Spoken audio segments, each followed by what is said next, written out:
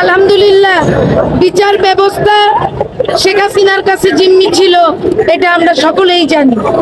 কিন্তু আমাদের বিএনপির আমলেই নির্বাহী বিভাগ আলাদা করার জন্য বলা হয়েছিল, তখন কিন্তু আমাদেরই আন্দোলনের ফসল ছিল বিএনপির আমাদের লয়ারদের। তো আমরা ইনশাল্লাহ আমাদের যার যার অবস্থান থেকে ছাত্ররা যেমন ময়লা পরিষ্কার করতেছে, তেমনি আমরাও বিচার বিভাগের স্বাধীনতা ফিরিয়ে আনবো। আমাদের নেতা বারবার বলতেছে আমাদেরকে শান্ত থাকার জন্য, আমাদের দেশনেত্রী আমাদের মা তিনিও বলেছেন শান্ত থাকার জন্য। আর আমরা যদি ওইরকমই করি এই স্বৈরাচার সরকারের মতো, তাহলে তো ওদের থেকে আলাদা কিছু জনগণ আমাদের মেনে নিবে কেন? আমাদের নেতা কি বলেছে? আমাদের নেতা বলেছে জনগণই সকল ক্ষমতার উৎস। তো জনগণের জন্য যেটা ভালো ইনশাল্লাহ আমরা সেটাই করব, দেশের জন্য যেটা ভালো সেটাই করব। বিএনপি জনগণের দল, বিএনপি এদেশের মানুষের দল।